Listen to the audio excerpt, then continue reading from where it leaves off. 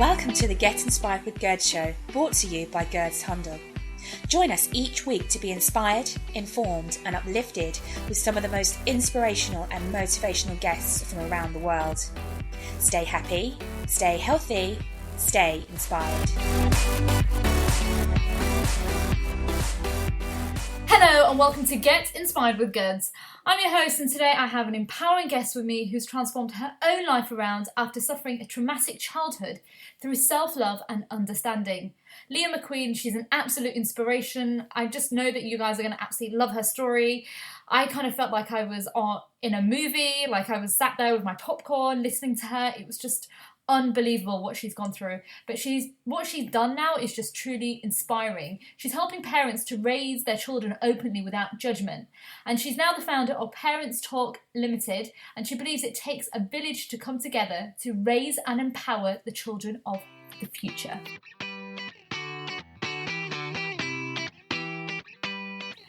Leah, it's an absolute pleasure having you on my radio show, and thank you for joining me.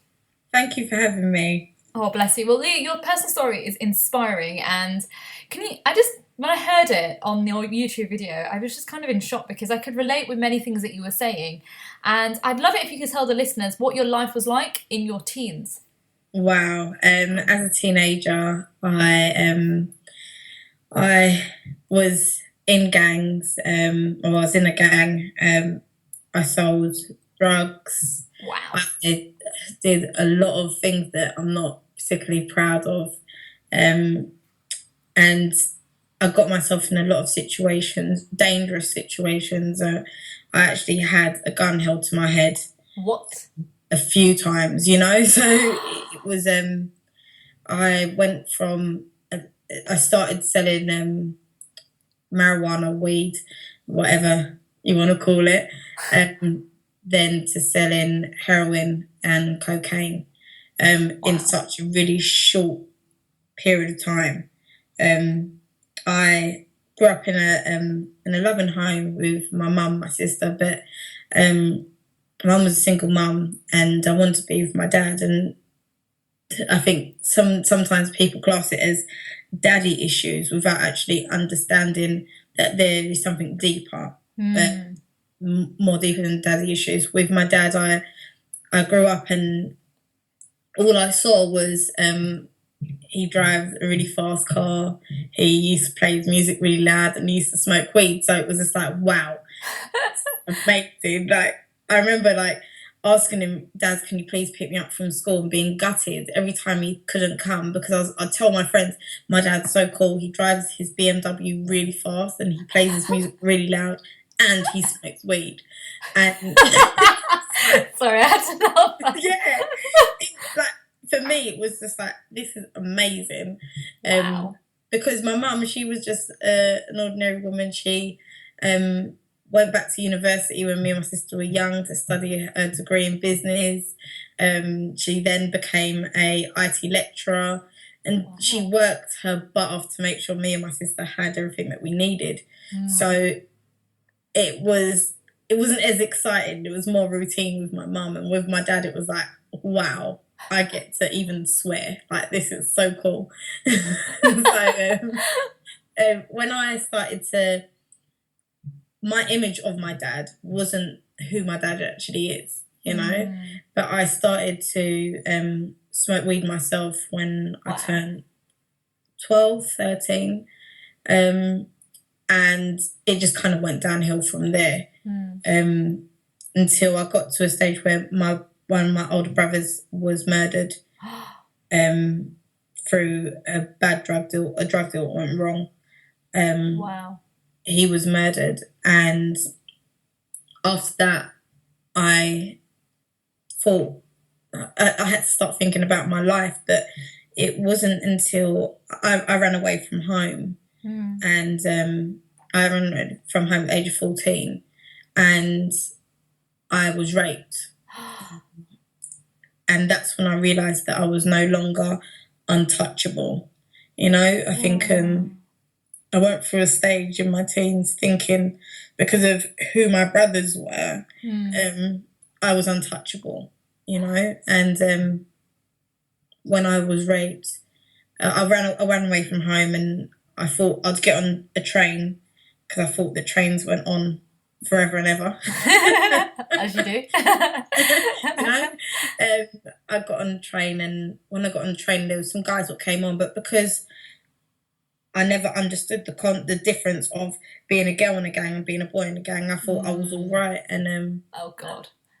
I ended up being raped on a train several times by several different people. Oh my God.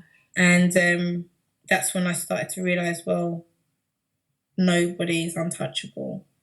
And I stopped selling drugs because I thought to myself, I've got myself in this situation, and I've, like, you know, when someone dies in the family, everyone else is doing what they're doing, and no one was actually concentrating on what I was feeling. So I had to kind of deal with it myself. It wasn't my mum's child, so it wasn't.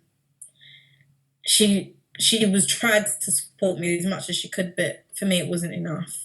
So I rebelled even more and got myself into even more dangerous situations, where I'd go to sell drugs to like big guys, and I was only 15. Yeah. So like I would drive up in a car, in like cars that were stolen and things like that, and go and sell drugs to adults, you know, and until I started to realise that there's a big difference between being a boy in a gang and selling drugs and being a girl in a gang and selling drugs. Where a gun was actually held to my head, and I was nearly robbed for the drugs. And the only way for me to get out of it is by saying to the guy, look, at the end of the day, I think you're really hot.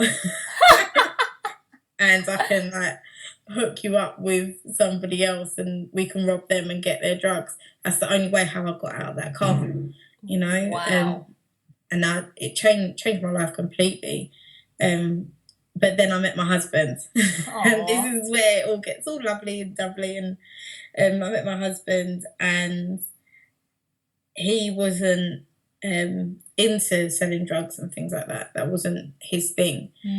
And I started to realise, wait, there's more to life than selling drugs. And then 2 years after, I fell pregnant with my first child, and that's when everything had to stop. From the day I found out I was pregnant, I did not touch drugs at all, including I used to actually smoke weed for breakfast, lunch, and bloody dinner. What? And I stopped smoking weed, everything, through getting pregnant with my first son. So he really changed my life completely. Becoming a parent myself actually made me look at things that I was doing to my mum as well, like, and you think, oh my gosh, I'd hate for my child to be the way how I was, you know. So it made me take a good look at myself by becoming a parent myself. I'm now a parent of 6 children, so I get wow. I learn lessons every single day. My children teach me something every single day, without a fail, you know. I've now got to the stage where I need to show my children the right way, and I do believe that it takes a community to raise a child, not just mum and dad. And by me learning that, I've now decided to start my business, Parents Talk, and talk to other parents about the things in our communities what we are either unaware of or turn a blind eye to. Because I do really believe that our children, once they leave our houses, they have to kind of fit into community. They have to fit into a community. And if you've got a lot of adults turning a blind eye to gangs and drugs and things like that, you're going to get a lot of children what see it as nothing. So, I'm trying to build more awareness about what's going on in my community and other communities, what you can see if your eyes are really open to it. Wow. I'm just blown away by your story. Just it's almost like you were in a film. It didn't feel like it when I was actually living it. Mm. A lot of people look at gangs and things like that, and they idolize that person. Like, wow, you've done this and you've done that. But when I was actually in a gang, it didn't feel like it was something amazing. It was more like I'm just meeting up with my friends and we're just doing messed up stuff, you know. Like, but it was exciting at that time for me. So it wasn't. I didn't really see it as a big deal until I became an adult. That's when I started to realize what a big deal it was, like being in a gang and robbing people and selling drugs and all those things. I didn't realize the dangers while I was doing it. And I think that's what's happening to a lot of young children, is that they don't actually understand the dangers of what's actually out there. I never thought in my wildest dreams that I would have had a gun put to my head. Never, until it actually happened. It was that adrenaline that you were feeling, like living in the moment and like nobody could touch you, kind of like unstoppable kind of mindset. Exactly. You get to this stage where it's like you're living I lived two completely different lives. Completely different lives. Like, my mum was actually unaware of how deep I was in gangs until I actually spoke about it. Wow. She didn't actually understand how deep I was in gangs. She just thought that she had an inkling that I was like making money on the side and robbing people. She had an inkling about that, because if your daughter comes in with big chains around her neck and big like bracelets and stuff and rings on every finger, and you're thinking, I ain't bought that for her, she's gonna have a bit of a thing. But I was smart with it, where I hid it. So I would take off my jewellery before I get in the house and put it in my pocket. And then I used to have a trainer box outside my bedroom window where I'd just kind of throw all the drugs in there so my mum wouldn't know. You know, so I lived a completely different life at home. I remember going on holiday every 6 weeks holiday. Like, I was like going to museums with my grandparents and like doing amazing things. Like, it was amazing when I was younger, where my grandma and my granddad they used to take us on the Thames tour, when you go on the boats and things like that. And I remember like doing that with them and going with my little cousins, and then leaving my grandma's. My grandma would think I was going home, but I was going to my mate's house to go and pick up drugs, where I'd have to leave it there and I couldn't bring it with me, you know? So I was living that. So it's like you were living two different lives, weren't you? Most definitely, yeah. Wow. I was definitely living two different lives. So you're now the founder of Parents Talk Limited. Yeah. Can you tell us how you're helping parents to create better relationships with their children? My sole belief is that it takes a community to raise a child. And as I said previously, and I'm basically showing parents what is actually happening in their communities, making them aware. And also, if you get a lot of parents together in a school playground, for instance, and they start speaking to each other about what their kid's up to, you'd realise a lot of us have got a lot in common. But a lot of parents don't openly speak about the troubles, what their children are doing, because they're afraid of judgment.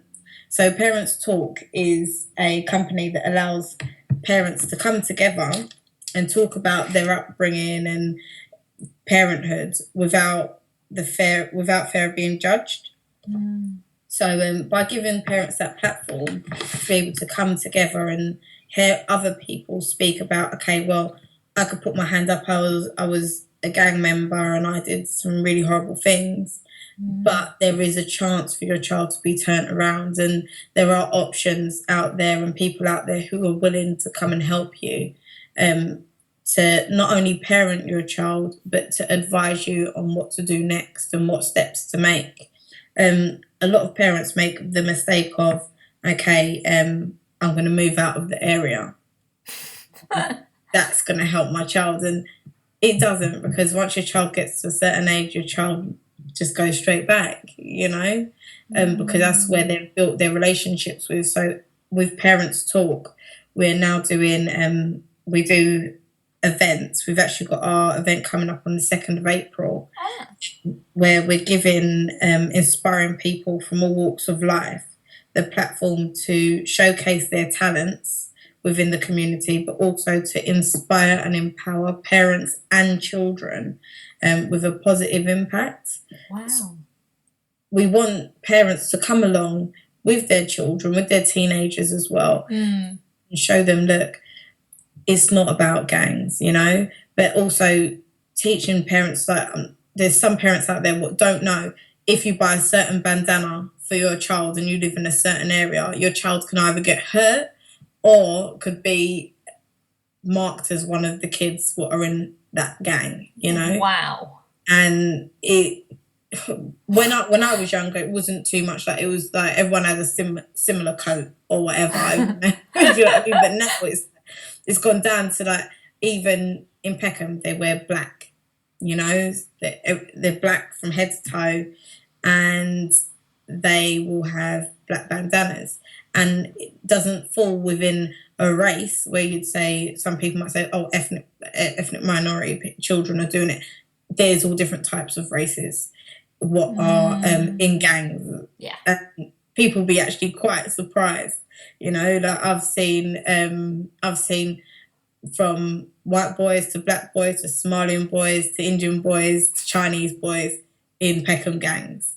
Wow. So it all comes down to making parents actually aware of what they're purchasing for their child and what's going on around your child, my son, for instance, when he went to Oliver Goldsmith's at one stage, I took him out of that school, and when he was in year 2, he was approached by a year 6 boy, and the boy said to my son, "You can be my younger." Now, he was in year 2, Wow. If any of you don't know, a younger in a gang is not very good. It's someone who holds your guns, holds your drugs, and holds those things, because if that child gets caught with it, that child's not going to serve a huge sentence because of the age of the child. Wow. Parents need to know this. Yeah. Wow. Parents need to know this. And when that child actually said that to my child, he actually said it in front of me and hugged my son. And I said to him, look, I know about gangs, I know about youngers. My son will never be a younger. He's my younger because he's my baby. Step off. And the boy, he was so shocked that I knew exactly what he was talking about. Could you imagine how many parents he's done that to? And people are thinking, oh yeah, they've got a year 6 boy looking after my son at school. Not realising that year 6 boy is actually a member of a gang. Wow. So there's a lot of educating that parents need to be doing, there's a lot of education, streetwise education, it's about common sense as well. When it comes down to knowing the streets, it's not just knowing the streets, it's just common sense as well. Like, for instance, there are some guys who goes to secondary school around where I live, and they're really nice, polite boys, but I know that every single one of them are in a gang just by what they wear and what they talk about as they're walking past, so it's you have to understand your children's slang. That's one thing that I say to people: understand what they're talking about, understand like their words for certain drugs. Get to know what they're talking about, because your kids can be talking about selling drugs in front of you on the phone and you don't have a clue because you don't know exactly what they're talking about, So I'm trying to kind of let parents be more aware, but educate them, but also educate them on their mindset as well. So to teach parents that it's not always the teacher's fault. Yeah.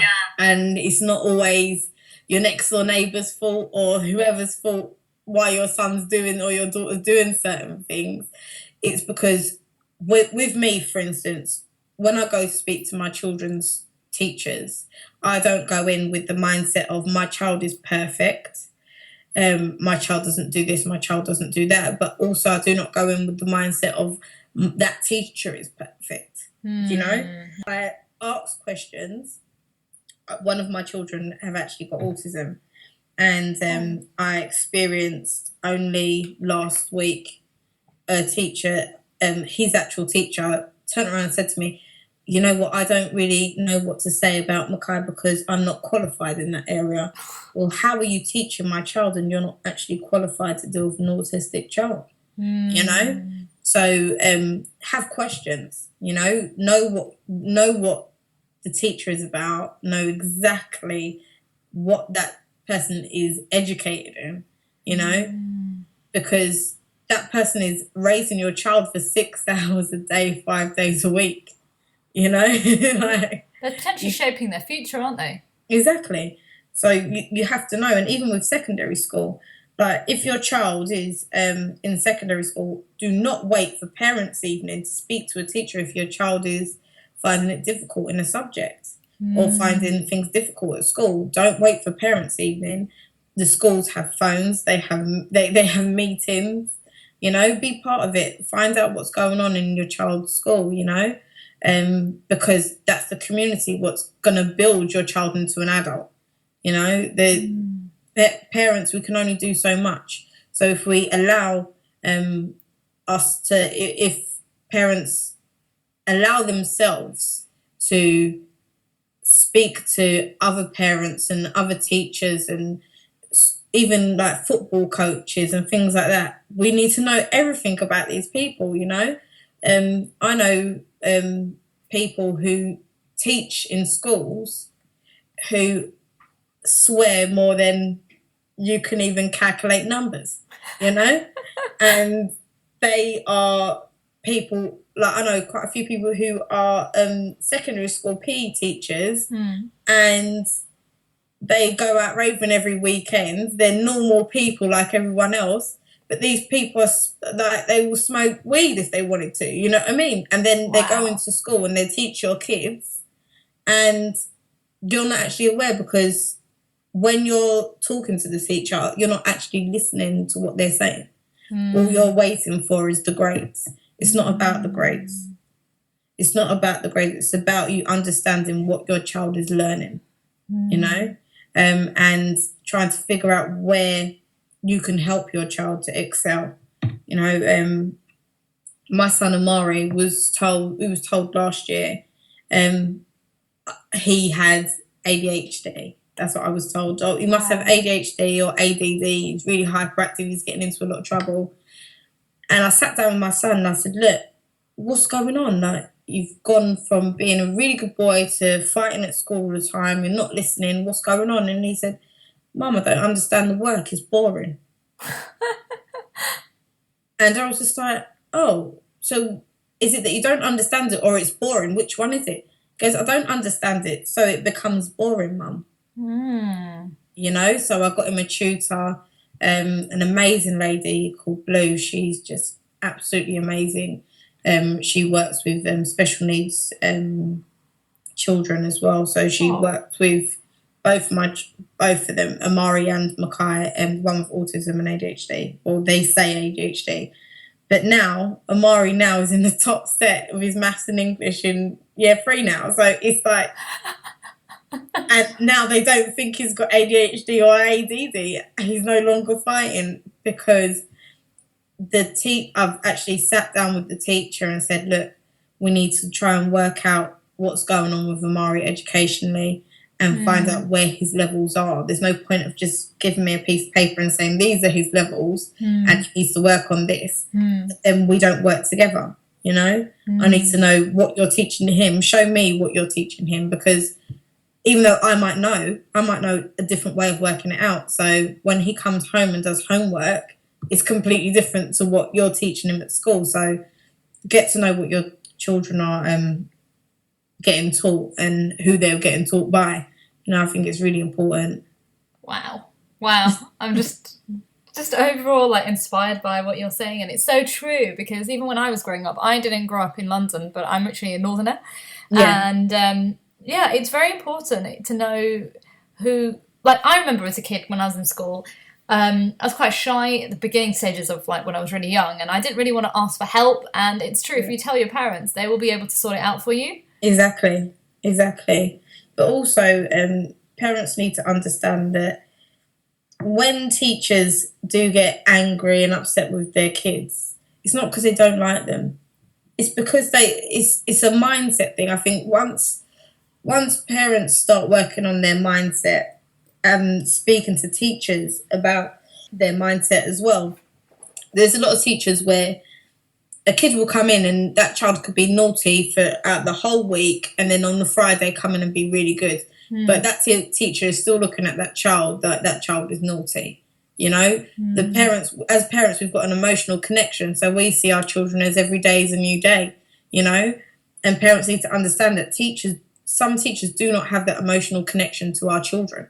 So if our child has been naughty for 4 weeks, that child is going to be classed as a naughty child by that teacher. And unless we get into schools and speak to teachers about changing their mindset and seeing every day as a new day, that child will always continue to be bad, or I wouldn't say bad, but or destructive to that one teacher. My son, his old teacher, he says to me, "Mum, I just didn't like him," and I'm just like, this is coming from like he's only just turned 7 last year, May.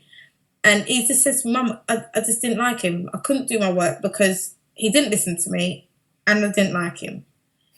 So at the same time, as a parent, you can't be like, "Oh, it's all right, son. It doesn't matter if you don't like him." You can't be like that, And a lot of parents are like, "Oh, well, he's bullying you. I understand, son," but they're not actually getting to the bottom of it, And even with that same teacher is now a teacher of my son with autism. And I don't particularly like him myself, but at the end of the day, he's teaching my child. So I've got to know every single thing about him, not his personal life, but what you're doing in class. I've actually taken out a day out of my time to go and sit down in my kid's class so I can hear what you're teaching my child, because legally you can do that. Can you? You can legally do that. You can legally request for you to sit down and observe the teachers. Wow. Legally do that. But they won't let you know. But you can legally do that. Wow. You can legally say, "I want to see what you're teaching my child. I'd like to come in for the day and observe what you're doing." If Ofsted can do that and they didn't give birth to a child, you can obviously do it. I love that. Absolutely love it. You know what I mean? You can do it. There's a lot of things that parents aren't actually aware that you can actually do. In this country, you don't actually have to send your child to school. You don't have to. You can homeschool your child. It's legal over here for you to homeschool your child. You don't have to put your child into the system.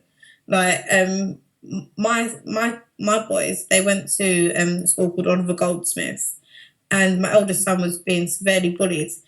And every day I'd go to the school and say, "Look, he's been hurt at school, he's been hit, he's been punched." And they would say to me, "Oh, well, we haven't got an incident report, he didn't tell a teacher." And I thought, what the hell are you telling me? Like, my child is coming home hurt with bruises all over him, and you're telling me, "Well, sorry, love, he didn't tell a teacher, so there's nothing we can do."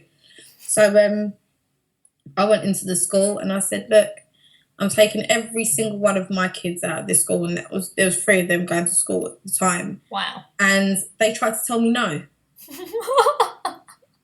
And I was just like, I don't know who you're talking to or when you gave birth to my children, but I'm taking my children out of your school. And then I had to apply to the council to homeschool my children, which I did for a whole year. Wow. until I got them into a suitable school, what was where my children felt safe. So you have to do what you have to do for your kids, you know. And it did take. I had to leave my job and stuff like that, but at the same time, my kids come first, and their future comes first. So I did what I had to do. But I think that if more parents knew that, there'd be quite a few teachers in a lot of trouble. Wow. Well, that's just amazing what you've just told me. I've learned something new, even though I don't have any kids in the moment, but I definitely know what to do in the future and who to come to. Exactly. And I'm always there. Oh, bless you. So, Monday, unfortunately, is the end of the show. What are your 5 top tips for parents who are struggling to communicate with their children? I would say the first thing is listen, but listen and understand. There's a big difference between just listening as a parent. We have to learn to understand our children. Think as a child when you're listening to your child speak, you know. Listen to every single word that your child has to say. And don't talk over your child. That's one thing that I had to learn myself. We're not perfect. It doesn't come with a book. Try to listen and understand, and don't talk over, and try not to get angry. I know it's hard. Try not to get angry when they're telling you things, because majority of the time when a child feels that they're going to get in trouble, they hold back a lot. And the last thing that you need is for your child to hold back valuable information from you. So I'd say try not to get angry. The other thing is have a laugh with your kids. Have a laugh with your kids. I was in my family, children are meant to be seen and not heard, you know. When I was growing up, it was like, look, if you're told to do something, you just do it. You don't question it. Let your kids question you, like, not too much, you know. Don't give them too much of layaway where they're pushing their luck, but let them ask you questions, you know. Be their friends. You have to be your kids' friends as well as their parent. I do say don't blur the lines, but at the same time, allow your friend. Like, for instance, at my house, we have movie night every Friday. Every Friday is movie night. Tonight's actually going to be movie night because they broke up today. And it's important to just sit down, watch the movies that they're watching, and look at what they laugh at, you know, because half of the things that they laugh at, we would probably find hilarious if we were sitting with our girlfriends with a glass of wine, you know. So, like, have fun with your kids. Have fun with them, and listen to them, understand their lingo, understand their slang. Like, I wouldn't say try and speak it. I made that mistake the other day with my son. Oh, I was like, "You're right, fam," and he's like, "No, mum, please don't do that again." I was like messing about with him, and he was just completely embarrassed. So just try and understand, like, their talk, so you can understand what's going on, you know. But also educate yourself on what's going on in your community, so you know what to try and avoid with your child. You know, get your children into as many there's loads of free activities that you can put your kids into, like football and things like that. Find out what's in your area, what can benefit your child. Find out what your children love the most. That's the key. Finding out what they love the most. Like, I put my son into football for ages to find out he can't actually stand the game. So, like, find out what they love. He absolutely loves Formula One racing and swimming. So he does go-karting on the weekend, and he swims every Friday. So I'd say those are my key things. Oh, I absolutely love those. And I can resonate with them, actually, just thinking about how I was raised and stuff. And yeah, I think it's so important to understand and just be at a level with them, because at the end of the day, I think that if you're friends with them, they'll treat you like a friend as well, and they'll open up to you more. Exactly. That is so true. So true. My son, especially my eldest son, he just, so the things he comes out with sometimes, I'm just like, I didn't even know you knew that, you know? So, like, they teach me and my husband so much daily, as I said in the beginning.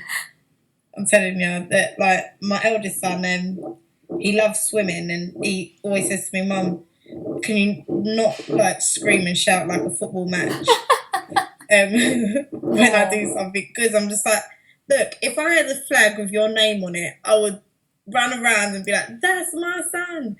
And he's just like, no, Mum, I don't like all the attention. So it's like, right, like, you say to me, Mum, look, I don't like it, don't do it. And he even say, look, don't bring Nanma, that's my mum, his grandma, don't bring Nanma to any of my stuff if she's gonna, like, scream and shout and, like, say hooray and all that stuff. Don't do it, Mum, because I really don't like it. So he's teaching me, because when I was a kid, if I did something good, I wanted everyone to cheer and say how well I did, but he's just so, like, calm and easy. He's just like, nah, I don't really like that, Mum. Oh, bless him. That's so sweet. Oh. Learn from your kids, you know. Learn from them. They'll teach you a lot. Where can my listeners find you? Say if they want to come to one of your events, where's the best place to find you? Facebook. I'm on Facebook for Parents Talk. If you type in Parents Talk, I'm on Facebook for that. Leah McQueen Inspires is on Facebook, Instagram, Twitter, and Leah McQueen Inspires. All my videos and stuff are on YouTube. You can find me on that as well. So Leah McQueen Inspires and Parents Talk, Facebook. Bless you. Well, it's been an absolute pleasure having you on the show, and thank you. Definitely will have you back on very soon, my dear. Amazing. Thank you so much for this opportunity. Bless you. Well, you take care, and I'll speak to you soon. Okay, bye. Bye.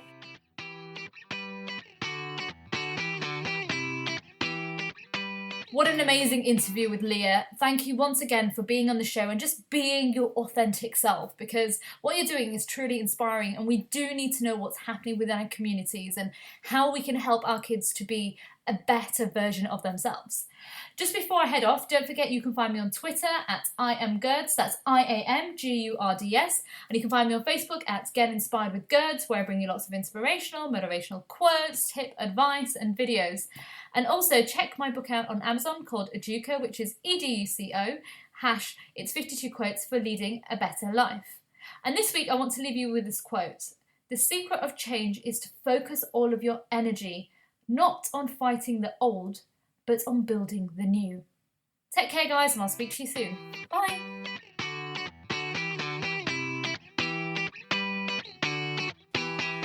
Join us each week to be inspired, informed and uplifted with some of the most inspirational and motivational guests from around the world. Stay happy, stay healthy, stay inspired.